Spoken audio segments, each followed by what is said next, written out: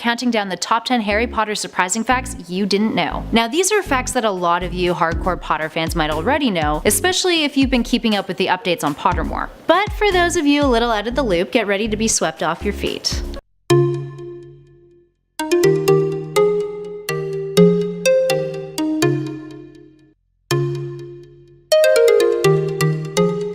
In our number 10 spot, we have Voldemort's age. While we all know that Voldy had made himself practically immortal due to the Horcruxes, it would make sense that by the time he dies at the Battle of Hogwarts, he would have gone to be quite an age. Born on December 31st in 1926, Tom Riddle was 71 years old when Harry took him out. I mean, he looks pretty good for his age. Guess it's all that unicorn blood. And at number 9, we've got Minerva McGonagall was a Quidditch player. So back when she attended Hogwarts as a student, McGonagall was a Quidditch player, and apparently a very good one at that. While it may come at no surprise that she received outstanding in all of her OWLs and Newt examinations, she also played for the Gryffindor Quidditch team, but had to stop in her final year since she fell off her broom in a match against Slytherin. This fall gave her a concussion, several broken ribs, and a vengeance against Slytherin on the Quidditch pitch, which makes a few moments in the books and the films make a whole lot more sense in terms of her leniency when it came to giving Gryffindor students a little bit of leeway with the game. And fun fact, she played on the same team as James Potter, Harry's dad. And at 8, we've got Mad-Eye Moody and BOGGARTS. So Mad-Eye Moody might be the only wizard to have seen what a Boggart's true form really is. In Order of the Phoenix, Molly Weasley asks him to check if there's a Boggart inside a drawer at 12 Grimmauld Place. He then uses his magical eye to look into the drawer. In theory, the Boggart would not have known that someone was in its presence, so therefore it didn't transform. J.K. Rowling made sure to give certain characters appropriate birthdays. George and Fred Weasley's birthdays are on April 1st, which is April Fool's Day. And Harry's birthday? July 31st, which just so happens to be J.K. Rowling's birthday.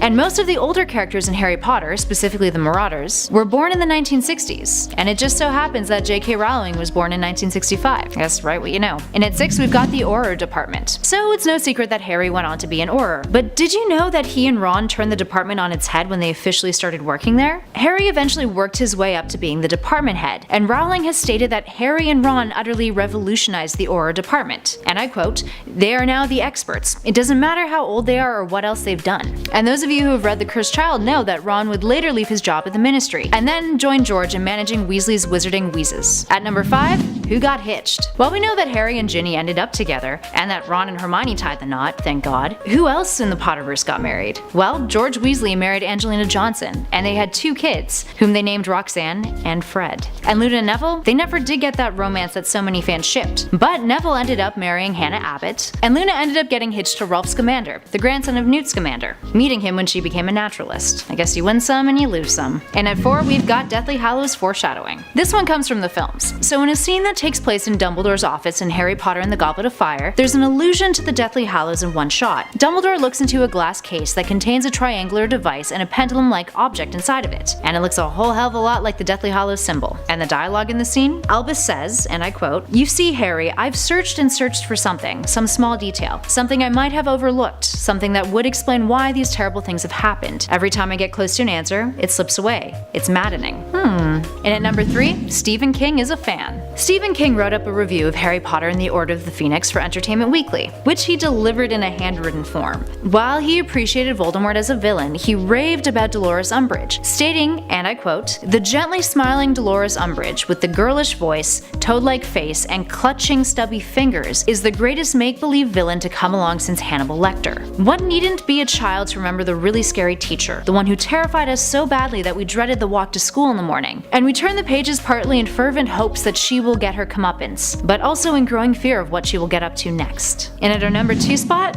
Harry could have died. Imagine that. J.K. Rowling told USA Today that when writing the earlier books, she was unsure of whether or not Harry would die. She said, and I quote, "In the early days, everything was up for grabs. But early on, I knew I wanted Harry to believe he was walking towards his death, but would survive." While there's many a theory online as to how Harry actually survived the Battle of Hogwarts and came back from the dead after Voldemort strikes him down, one thing is certain: the story would have had a much bleaker, tragic impact on fans had Harry not lived. And as the Cursed Child showed us, if Voldemort had won, the wizarding world would have been a much darker place. And finally, at number 1, J.K. Rowling's inspirations. J.K. Rowling wrote the first Harry Potter book as a broke single mother with a full imagination. But it's clear to see where some of the inspiration for certain things came from. That's a joke. aside from some broader correlations fans have made with the story in the real world. Rowling has confirmed that she did base certain characters off of real-life people she encountered. Professor Snape was largely inspired by an old chemistry teacher of Rowling's. Dolores Umbridge, Rowling's most hated character in the series, was based off an unnamed individual who she said she disliked intensely on sight.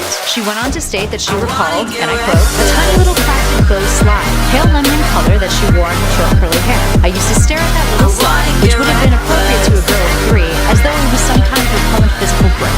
Where else did she get inspiration? Apparently from a churchyard called Greyfriars Park in Edinburgh. There's a tombstone there that contains the names Thomas Riddle, William McGonagall, and Elizabeth Moody, who Rowling claims are the basis of those character names. And that's all for now.